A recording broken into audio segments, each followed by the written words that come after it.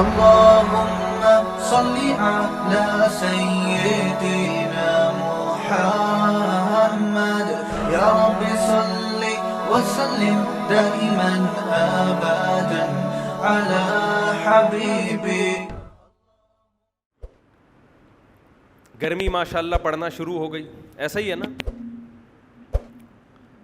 رمضان اور گرمی ایسا لگ رہا ہے کہ اللہ میاں نے گرمی لا کے بتا دیا کہ اس دفعہ رمضان تمہیں کیا دے گا, ٹینشن دے گا. حضرت جابر بن عبداللہ تھے یا معاذ بن جبل, غالباً جابر بن عبداللہ رضی اللہ عنہ. ان کی جب موت کا وقت آئی, یہ واقعہ میں کیوں سنا رہا ہوں, ایک اہم بات سمجھانے کے لیے. ان کی جب موت کا وقت آیا نا تو وہ رونے لگے. لوگ سمجھے کہ شاید موت سے ڈر گئے ہیں. پوچھا کہ آپ کیوں رو رہے ہیں؟ کہنے لگے میں خدا کی قسم موت کے ڈر سے نہیں رو رہا. مجھے رونا اس بات پہ آ رہا ہے کہ میں اللہ کو خوش کرنے کے لیے, اللہ کو راضی کرنے کے لیے گرمیوں میں روزے رکھا کرتا تھا. شدید پیاس برداشت کرتا تھا. کس کے لیے؟ اللہ کے لیے. شدید بھوک برداشت کرتا تھا. یہ لذت مجھ سے ہمیشہ کے لیے چھوٹ رہی ہے, کیونکہ آگے تو جنت ہے. جنت میں تو اللہ ہمارا اکرام کرے گا, ہم تو اللہ کے لیے کچھ نہیں کریں گے جنت میں. یہ واقعہ میں نے کیوں سنایا؟ دیکھو, جب کوئی کام کرنا ہی ہوتا ہے تو اس کو پینلٹی سمجھنے کے بجائے, جرمانہ سمجھنے کے بجائے اس کام کو انجوائے کرنا شروع کر دو. صوفیہ کرام کے ہاں جو ہے نا, صوفیہ کرام جو بھی لوگوں کے دلوں پہ محنت کرتے ہیں, جتنے بزرگان دین گزرے ہیں, ان کے ہاں اصلاح کے 2 طریقے رائج ہیں. آج بھی میڈیکل سائنس میں نا باڈی کو ٹھیک کرنے کے 2 طریقے ہیں. ایک طریقہ کہا جاتا ہے علاج بالضد. علاج بالضد کا مطلب ہے جو بیماری ہے اس کے خلاف دوا کھلائی جائے, ان جراثیم کو مارنے والی میڈیسن کھلائی جائے, جس کو اینٹی بائیوٹک کہا جاتا ہے. آپ میں جو جرمز پھیل رہے ہیں, آپ نے ایسا زہر جسم میں داخل کیا, اس زہر نے ان جراثیم کو مار دیا, فائٹ کی اور اس کو بولے نا کیا ہو گیا, ختم کر دیا. ایک طریقہ یہ ہوتا ہے. ایک طریقہ علاج بالمثل جو عام طور پہ ہومیوپیتھک میں چل رہا ہوتا ہے. یہ جو ویکسین ہے یہ کیا ہے, وہی جراثیم آپ کی باڈی میں داخل کیے جائیں جو آپ کو بیمار کرتے ہیں. اس کا فائدہ کیا ہوتا ہے کہ جب وہ مردہ جراثیم آپ کی باڈی میں داخل کیے جاتے ہیں تو آپ کی باڈی کے جراثیم اس سے لڑنے کے لیے تیار ہو جاتے ہیں. ان کو کیا پتا کہ یہ زندہ ہیں کہ مردہ ہیں.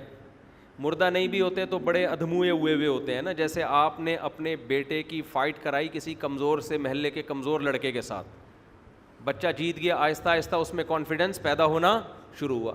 پہلی دفعہ ہی لڑائی ایسے طاقتور سے کرا دی اور اس نے کوٹ دیا پکڑ کے, بچہ زندگی بھر کسی سے لڑنے کے قابل بولو نہیں رہے گا نا.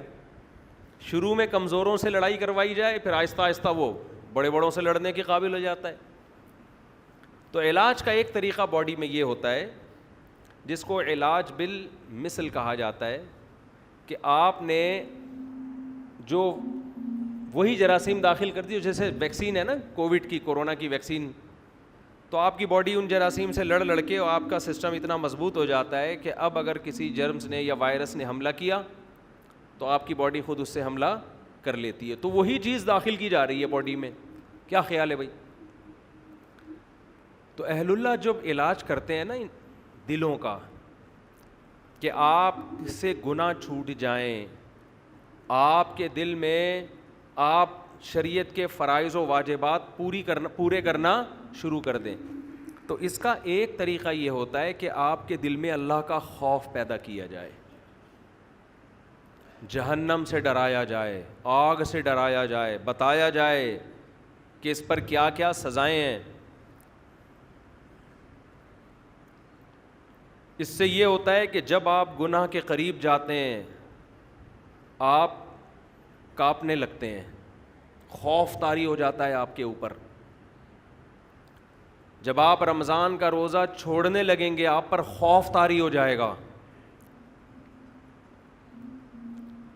اس سے آپ گناہ سے بچ تو جائیں گے, شریعت کے حکم کو پورا تو کر لیں گے, لیکن حکم پورا کرنے میں مزہ بولیں نہیں آئے گا. خوف کی وجہ سے بھی انسان کام کر لیتا ہے, لیکن کام میں جان پیدا نہیں ہوتی.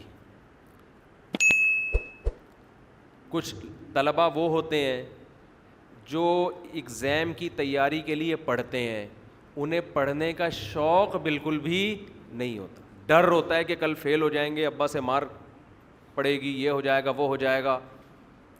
وہ بھی پڑھ لیتے ہیں, لیکن جب وہ کتاب سامنے رکھ کے بیٹھتے ہیں تو انہیں خوشی نہیں ہوتی, بلکہ ان کو تکلیف کہ کب اس عمل سے ہماری جان چھوٹے گی. سمجھتے ہو؟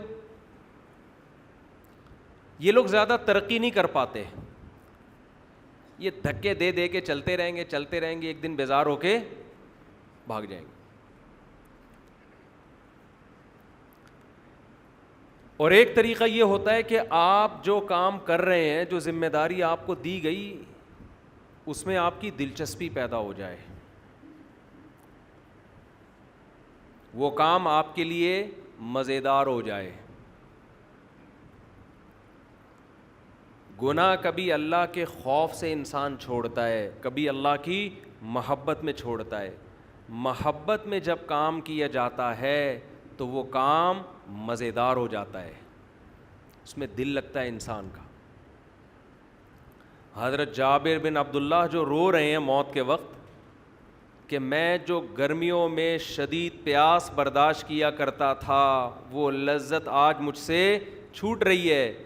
بتاؤ شدید پیاس لذت کی چیز ہے یا ٹینشن کی چیز ہے؟ ٹینشن کی چیز ہے. لیکن اس ٹینشن کے چھوٹنے پر جابر بن عبداللہ رضی اللہ عنہ کو اس ٹینشن کے چھوٹنے پر ان کو ٹینشن ہو رہی ہے. کیوں؟ جس کے لیے ٹینشن برداشت کر رہے ہیں اس ذات سے محبت ہے. انسان کو جب کسی سے محبت ہوتی ہے تو اس کی نظر میں محبوب کو خوش کرنا دنیا کی سب سے بڑی لذت بن جاتی ہے.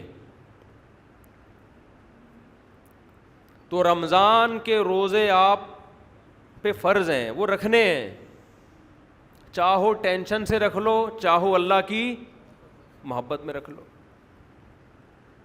میں پشاور میں تھا, ہمارے ایک دوست پٹھان تھے, بوڑھے. بعض دفعہ لوگ اتنے اخلاص سے بات کہتے ہیں کہ وہ 2-3 گھنٹوں کی تقریر ایک طرف اور 2 جملے ایک طرف, ان 2 جملوں سے ایسی موٹیویشن ملتی ہے کہ 1-2 گھنٹوں کی تقریروں سے وہ موٹیویشن نہیں ملتی. آپ کو بتائیں, ہم جب کسی محفل میں ہوں اور شادیوں کی بات نہ ہو تو ایسا ہوتا ہے نہیں. اب تک کی رپورٹ کے مطابق اس طرح کبھی میری معلومات کی حد تک ایسا ہوا نہیں. تو وہاں بھی یہی بات موضوع, میں خود نہیں چھیڑ رہا ہوتا تو دوسرے چھیڑ دیتے ہیں. تو پشاور میں ہماری دعوت تھی, وہ بوڑھے پٹھان تھے, بڑا انہوں نے ہمارا اکرام کیا, تھے بھی بڑے مالدار. تو ویسے ہی کسی نے موضوع چھیڑ دیا دوسری شادی کا. تو ہم نے بھی ان بوڑھے جو پٹھان تھے نا, بزرگ ٹائپ کے, ان سے ہم نے کہا کہ چھیڑنے کے لیے کہ آپ بھی کر لیں, اللہ نے آپ کو اتنا مال دیا ہے, اور تھے بھی بوڑھے ہو کے بھی بڑے فٹ فاٹ تھے وہ. تو کسی نے کہہ دیا کہ بھائی اللہ نے اس کام میں بڑی لذت رکھی ہے شادیوں میں, ایسی بات چل پڑی نا. کسی نے کہا کہ نہیں جی لذت جو ہے وہ بکرا کھانے میں, کسی نے کہا جو مرغے پھوڑنے میں, ہر آدمی کے اپنے مزے ہیں. کسی نے کہا کہ جی انڈیا پاکستان کا میچ دیکھنے میں. وہ بزرگ نے بڑی زبردست بات کی, مجھے کہنے لگے مولوی صاحب لذت اللہ نے صرف 2 چیزوں میں رکھی ہے. لذت اللہ نے صرف بولو 2 چیزوں, ایک اپنی راہ میں لڑنے میں, اور ایک روزہ افطار کرنے میں.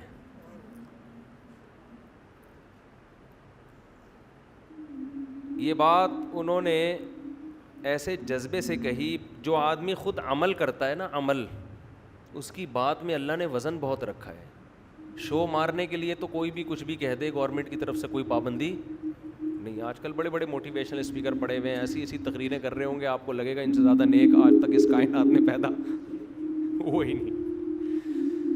لیکن جب آپ ان کے پاس جاؤ تو 5 منٹ بات کرنے کے بھی پیسے مانگتے ہیں وہ. ان سے بولو نا کوئی نصیحت کر لو, کہہ رہے 50 روپے یہاں رکھ, پھر نصیحت کروں گا میں تجھے. مکمل پروفیشنل بن چکے ہیں. پیسہ, بزنس, خیر خواہی کا جذبہ ہے, اچھے بھی ہیں, اچھے لوگ بھی ہیں. تو اس نے جو دل سے یہ بات کہی نا, اس بات کو کہے ہوئے میرا خیال ہے 7-8 مہینے ہو گئے. اتنا مزہ آیا اس کے منہ سے یہ 2 جملے سننے میں, اتنا مزہ آیا کہ جب میں یہ بیان کرتا ہوں نا, تو بیان کرتے ہوئے مجھے اپنے جذبات پہ کنٹرول نہیں ہوتا. سوچیں اس نے کتنے اخلاص سے یہ جملہ کہا ہوگا. اس کی ساری عمر لڑائی میں گزری ہے, ساری عمر. اس نے کہا مزہ اللہ نے کس میں رکھا ہے؟ صرف 2 چیزوں میں. ایک خدا کی راہ میں لڑنے میں, دوسرا روزہ افطار کرنے میں. آپ کہہ سکتے ہو کہ روزہ افطار کرنے میں جو لذت ہے وہ کھانے پینے کی لذت ہوگی. میرے بھائی, کھانے پینے کی لذت ہر بھوکے کو حاصل ہوتی ہے. کھانے پینے کی لذت ہر بھوکے کو, بولو, یہ تو انگریز کو بھی ہوتی ہے. بھوک کے بعد اس کو کھانا ملے گا, اس کو بھی بڑا مزہ آئے گا.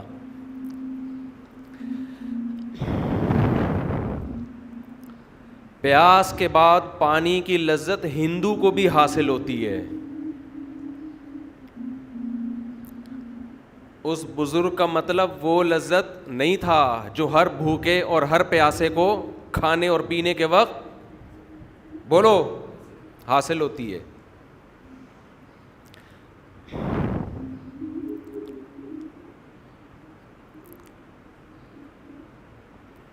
یہ جو روزے دار کو افطاری کے وقت لذت حاصل ہوتی ہے, یہ وہ لذت ہے جس لذت کے حاصل کرنے کے لیے دل میں اللہ کی محبت کا ہونا, بولو, ضروری ہے.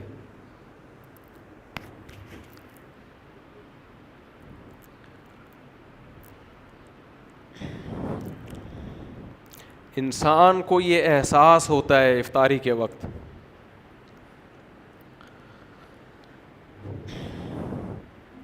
ذرا تھوڑا سا ٹھنڈا پانی دے دیں. جب سے یہ 3 شادیاں ہوئی ہیں نا, مجھے بات بات پہ رونا آتا ہے. آج جتنی انسان کی شادیوں کی تعداد بڑھتی ہے نا, اس کو بات بات پہ رونا آنا شروع ہو جاتا ہے. 4 کے بعد تو ہر بات پہ روتا ہے وہ.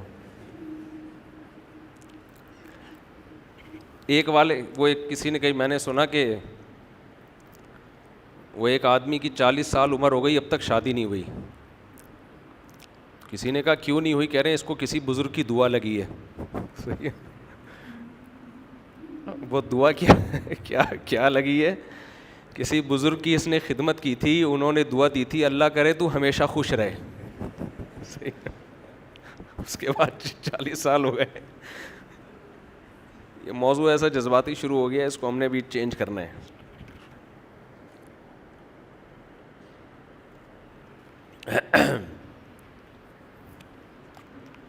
بعض دفعہ مسائل کچھ اور ہوتے ہیں, رو کسی اور بات پہ رہا ہوتا ہے آدمی, سمجھ رہے ہیں نا.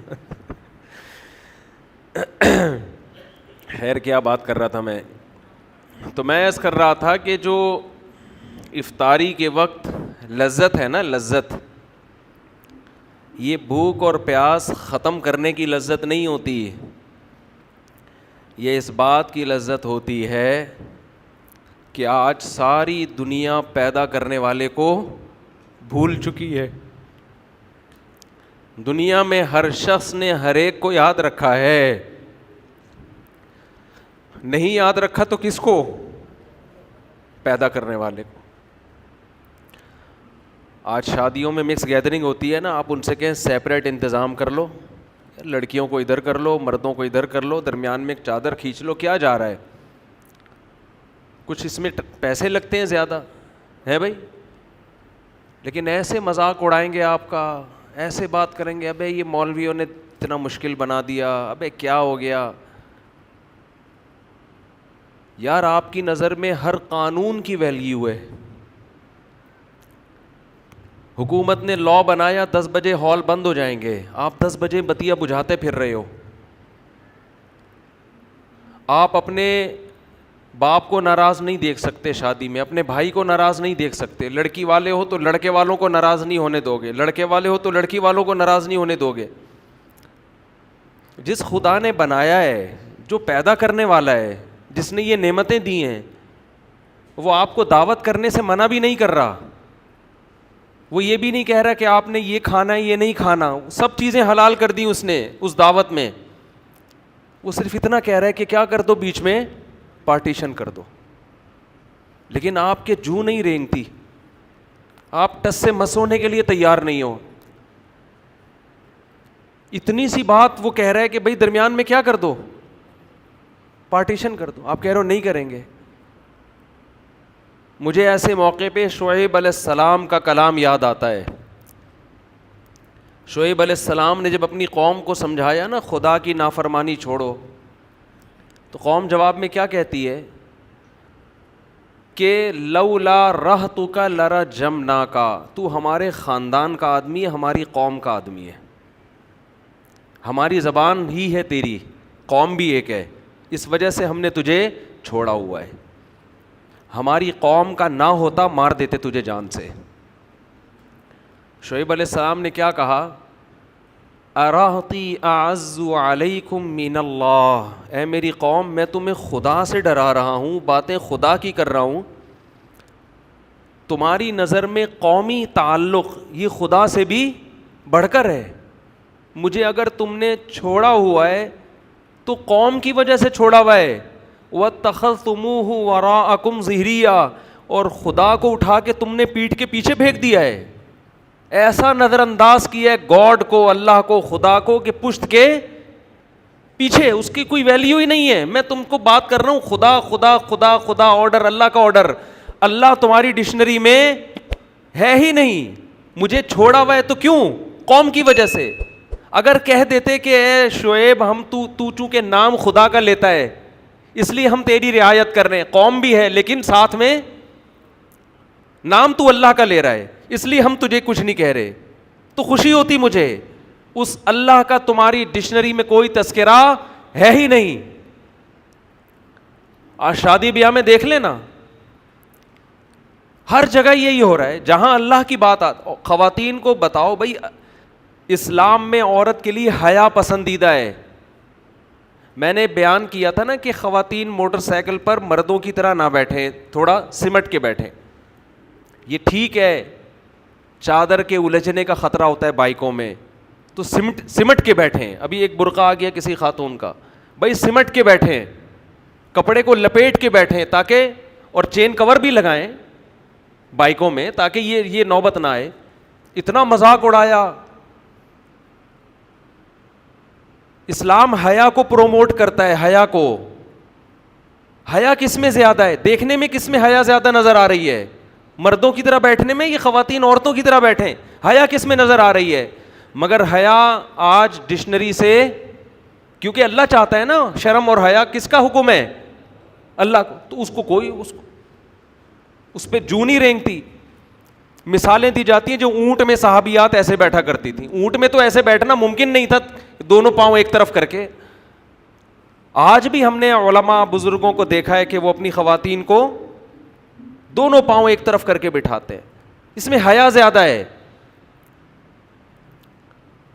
لیکن افسوس ہمارے دیندار طبقہ بھی حیا کے معاملے میں آزاد, قرآن حیا کی تعریف کر رہا ہے کہ موسیٰ علیہ السلام کے پاس جب 2 لڑکیاں آئیں ان کو بلانے کے لیے، فجاءت احداہما تمشی علی استحیاء، قرآن کہہ رہا ہے ان میں ایک لڑکی آئی حیا کے ساتھ چلتی ہوئی، سینہ تان کے چلنا عورت کے لیے، بیچ روڈ پہ چلنا، یہ ادا اللہ کو پسند بولو نہیں ہے.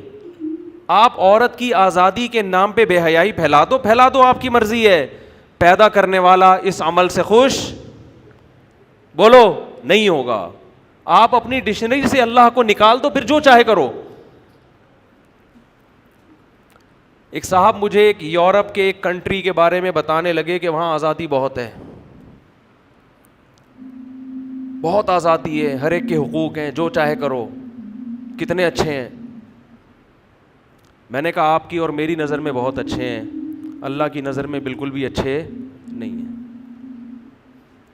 کیونکہ ان آزادی کی وجہ سے انہوں نے جن گناہوں کو حلال قرار دے دیا ہے نا، ہومو سیکشولیٹی کو، زنا کو، لڑکیوں سے آپس میں تعلقات، ان چیزوں کی وجہ سے اللہ کی نظر میں وہ بالکل بھی اچھے نہیں ہیں. یہ تو وہ عمل ہے جس سے اللہ نے قوم لوط کو اٹھا کے پٹخ کے مار دیا.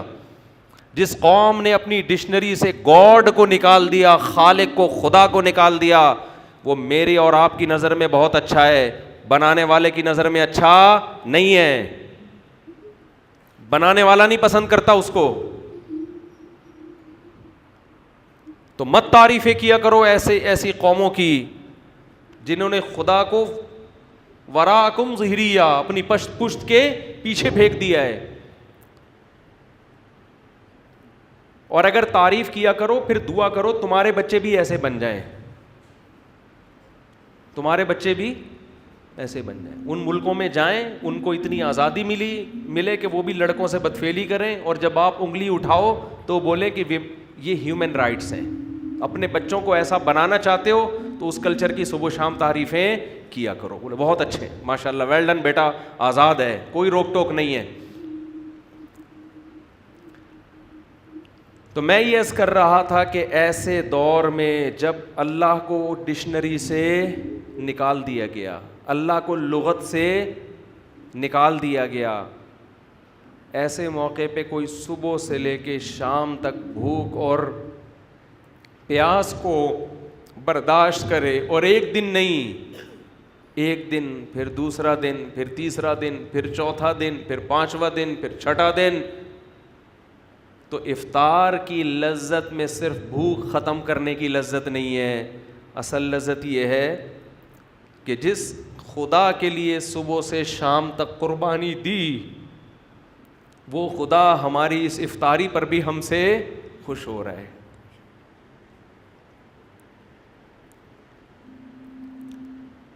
وہ ہمیں کھاتا دیکھ کے خوش ہو رہا ہے. تبھی تو ہمارے نبی صلی اللہ علیہ وسلم یہ دعا پڑھتے تھے، کیسی پیاری دعا، ذہب الظما، شدید پیاس کے بعد جب روزہ افطار ہو، فرماتے تھے نبی صلی اللہ علیہ وسلم، کتنی لذتیں اللہ نے دے دی. ذہب الظما، فرماتے پیاس چلی گئی. شدید پیاس میں آپ پانی پیتے ہیں، کیسا سکون ملتا ہے. ذہب الظما، پیاس چلی گئی. وابتلت العروق، رگیں تر ہو گئیں. سارا دن انسان بھوک اور پیاس کی وجہ سے کیسا خشک ہو جاتا ہے، سوکھ جاتا ہے.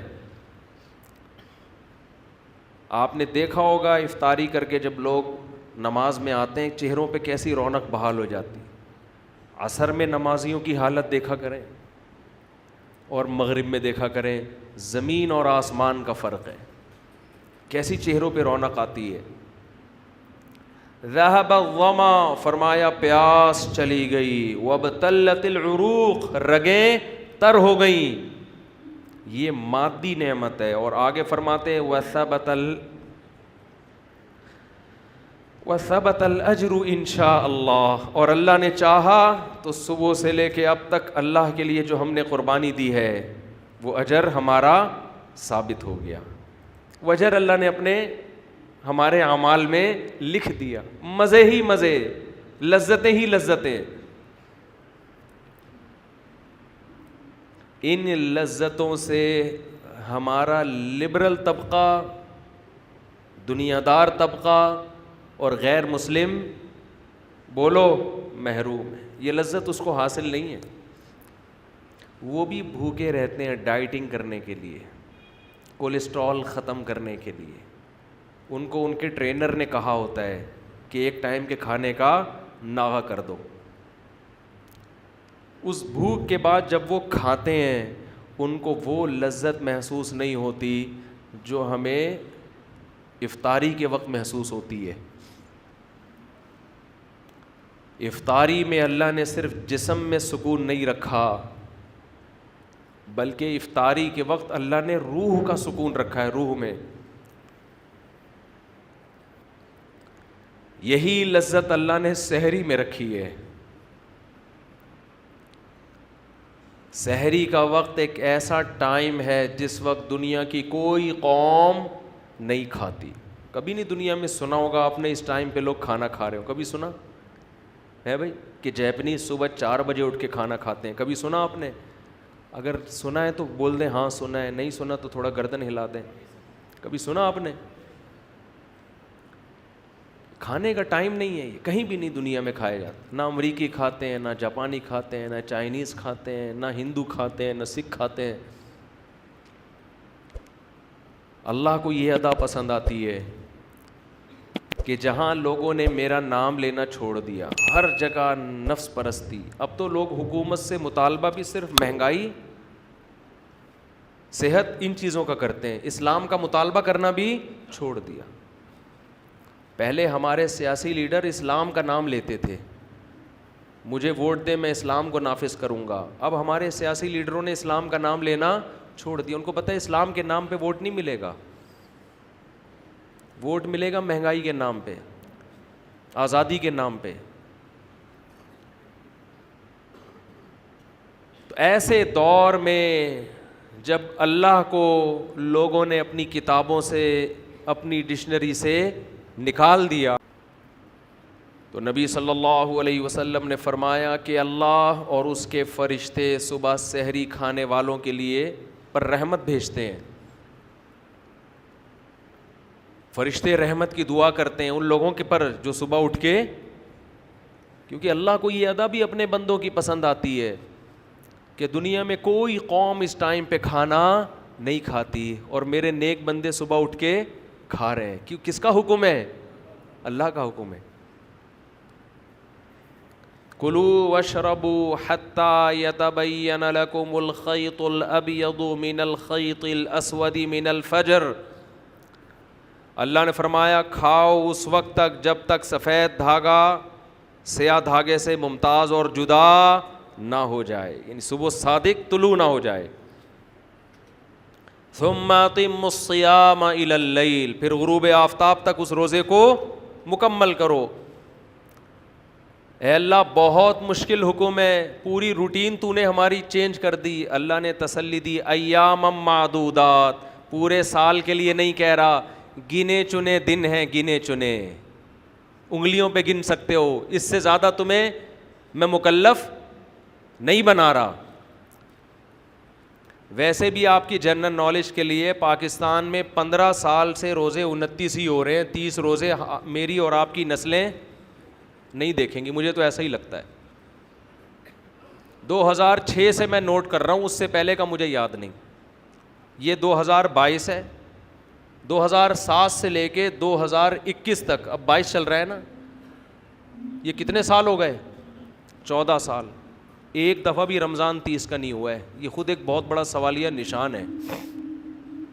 سمجھتے ہو؟ ایک نشان ہے یہ کیا ہو رہا ہے مارکیٹ میں. محرم کبھی 30 کا ہوگا، کبھی منفی باتیں کرنے کا کوئی فائدہ نہیں ہوتا، لیکن بعض دفعہ آدمی اپنے جذبات کا تو اظہار کر سکتا ہے نا. محرم کبھی 29 کا ہوگا، کبھی 30 کا. سفر کبھی 29 کا، کبھی 30 کا. ربیع الاول کبھی 29 کا، کبھی 30 کا. 14-15 سال ہو گئے رمضان 30 کا ہو کے نہیں دے رہا. ماہر فلکیات بعض دفعہ کہہ دیتے ہیں کہ ناممکن ہے کہ 29 ہوں، ہاں ناممکن ہے کہ 29 کو چاند نظر آئے، پھر بھی 29 ہی کا ہوتا ہے الحمدللہ. یہ ایک نشان ہے سوالیہ ہلال کمیٹی پر, سمجھ رہے ہو؟ بہت بڑا سوال ہے یہ کہ یہ مارکیٹ میں ہو کیا رہا ہے. تو میں ایک پروگرام ریکارڈ کروانا تھا میں نے 30 نا, تو میں 29 کے بعد میں نے کہا بس وہ پورے رمضان چلے گا نا, تو انہوں نے کہا 30 اگر 30 ہو گئے, میں نے کہا کسی کا باپ بھی پاکستان میں 30 روزے نہیں کر سکتا, تو 29 ہی ہوں گے. ٹھیک ہے, معذرت کے ساتھ ایسی گندی گندی باتیں بھی بعض دفعہ انسان کر لیتا ہے, لیکن یہ ہے ایک بڑا مسئلہ ہے یہ. تو لیکن بہرحال جو کمیٹی کا اعلان ہو آپ نے فالو اسی کو کرنا ہے. ایسا نہ ہو کہ سب عید منا رہے ہوں اور آپ روزہ رکھ کے بیٹھے ہوئے ہوں. ہم بھی جو, کیونکہ گورنمنٹ کا جو فیصلہ ہوتا ہے ماننا پڑتا ہے. بنے کیوں کر جو ہو سب کار الٹا, ہم الٹے بات الٹی یار الٹا.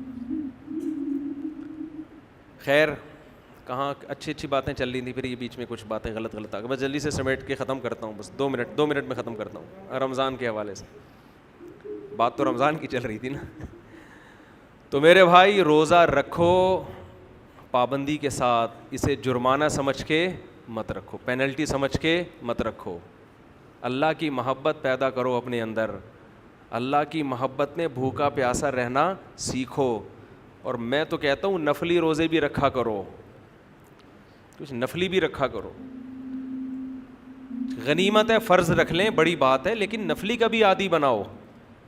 اور یہ خوب سمجھ لو روزہ رکھنے سے کبھی آپ کی صحت خراب نہیں ہوگی. آج دنیا میں سارے مسائل ہی کھانے پینے کی وجہ سے پیدا ہوئے ہیں, کھانے پینے کی وجہ سے پیدا ہوئے ہیں. اور بہت زیادہ ڈاکٹروں کو بھی فری نہ کرایا کرو. ویسے تو ڈاکٹر بھی کہتے ہیں روزہ رکھنے سے صحت اچھی ہوتی ہے, لیکن بعض ڈاکٹر کہتے ہیں ایکچولی یہ ہوتا ہے, ایکچولی ٹھوپی ڈرامے چھوڑ دو. ہمیشہ سے صدیوں سے مسلمان روزے رکھتے آئے ہیں, فائدہ ہوگا نقصان نہیں ہوگا. سب سے بڑی بات یہ کہ آپ کی قوت ارادی مضبوط ہوگی. دیکھو انگریزوں میں ہر وقت کھانے کا دستور ہے, وہ پیٹ بھر کے تمیز سے نہیں کھاتے ہیں. وہ گھر سے نکلیں گے کیک رس تھوڑا سا, جو بھی ان کا کیک رس, تو ہمارا والا تو وہ ہضم بھی نہیں کر سکتے, ان کا جو بھی کیک رس ہوتا ہے. پھر آفس میں گئے کچھ نہ کچھ, پھر وہاں سے نکلے تھوڑا سا کچھ, 24 گھنٹے جگالی.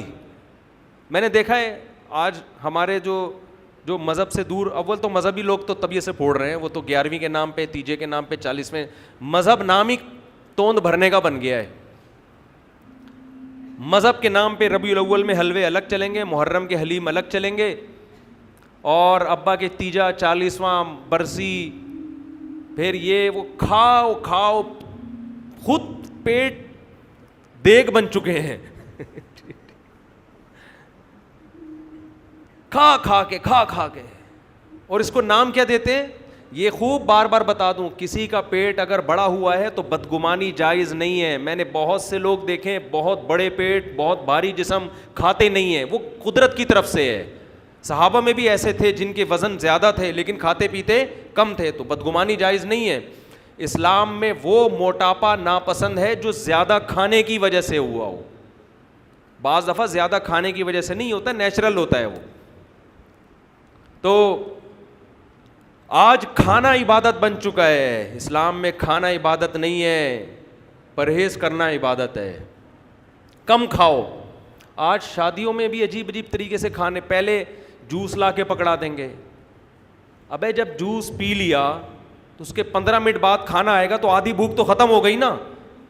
ابھی کچھ دن پہلے ایک ولیمے میں جانا ہوا, انہوں نے پہلے لا کے نا جوس موس دینا شروع کر دیا. میں نے کہا یہ پئیں گے تو بھوک تو لگے گی نہیں پھر. انہوں نے کہا آپ کو نہیں لگے گی, باقی تو سب کو لگ رہی ہے. اس کے بعد پھر گوشت, بوٹیاں. میں سمجھا یہ کھانا ہے, ہم نے بوٹیاں کھا لیں, اب کھانا آئے گا تھوڑی دیر کے بعد. انتہا ہوتی ہے بدتمیزی کی بھائی, اس کو بدتمیزی نہیں تو اور کیا ہے یہ تو میڈیکلی بھی غلط ہے. آپ جب کھانا شروع کرتے ہیں آپ کا معدہ ایک تیزاب چھوڑنا شروع کر دیتا ہے اس کو گلانے کے لیے. معدہ سمجھتا ہے اب کھانا آ رہا ہے, معدہ اپنا کام شروع. اب آپ نے 10-15 منٹ کا اسٹاپ لے لیا تو وہ تیزاب تو آپ کے معدے کا بیڑا غرق کر دے گا. دوبارہ تھوڑی معدہ تیار ہوگا اس کے لیے. 24 گھنٹے کچھ نہ کچھ کھاتے رہتے ہیں, بس کچھ نہیں منہ میں پان رکھ لیں گے. عادت ڈالو اپنے آپ کو بغیر کھائے پیے سروائیو کرنے کی. رمضان آپ کو یہ موقع فراہم کرتا ہے کہ کھائے پیے بغیر سب کچھ کرو. ہم کچھ جانوروں کی طرح ہر وقت جگالی, ہر وقت گھر میں آتے ہیں فریج میں گھس کے تھوڑا سا یہاں سے دھونے والے نکال لیے. میری تو عادت تھی بچپن میں فریج میں گھستے ہی دودھ سے ملائی نکال کے پی کھا جا, وہ تو اب بھی ہے, وہ عادت تو ہم چھوڑتے نہیں. ملائی ہم جب بھی دیکھتے ہیں گرم گرم ملائی ہو, مزہ نہ آئے پیسے واپس. اور میں تو حیران ہوتا ہوں ان لوگوں پر جو دودھ کی گرم ملائی کھاتے نہیں ہیں, اتنی مزے کی چیز ہے. اور بچوں کو اسمیل آ رہی ہے آج کل, بچوں کو اس میں سے کیا آ رہی ہوتی ہے اسمیل ملائی میں سے. وہ کھائیں گے کریم ڈبے والی جو زہر ہے نا کریم, وہ کھا رہے ہوں گے. دودھ کی جو بھینس کے دودھ کی خوشبودار ملائی, اس سے ان کو کیا آ رہی ہے اسمیل آ رہی. فطرت ہی برباد ہو گئی ہے. تو ہر وقت ملائی کے علاوہ ملائی کھا سکتے ہو کیونکہ میں کھاتا ہوں. باقی ہر وقت کھانا اچھا کام بولو نہیں ہے, بری عادت ہے یہ. رمضان آپ کو یہ ٹریننگ دے دیتا ہے کہ کچھ تھوڑا سا پیٹ کو بھی کیا کرو آرام دو. ایسے ہی صبح آفس جاؤ بغیر ناشتے کے, تو عادت ڈالو. لیکن مسئلہ ہمارے ساتھ یہ ہے کہ رمضان میں عادت پڑتی ہے, اس کے بعد جو پرہیز ٹوٹتا ہے نا ہمارا, ایسا پھر عید کے بعد سے پھوڑنا پھاڑنا, وہ معدے کی ایسی کی تیسی ہو جاتی. تو رمضان میں عادت ڈالیں. کچھ باتیں میں بھی انشاءاللہ بیان کے بعد بتاؤں گا, وقت چونکہ زیادہ ہو چکا ہے, گرمی بھی ہو رہی ہے, ٹائم بھی اوپر ہو گیا ہے. تو جو حضرات بیٹھنا چاہیں وہ بیٹھ سکتے ہیں. بیان کے بعد انشاءاللہ کچھ دیر مسائل کا بھی سیشن ہوگا, جو سوال پوچھنا چاہیں کچھ دیر اس پر بھی میں تھوڑی سی بات کروں گا.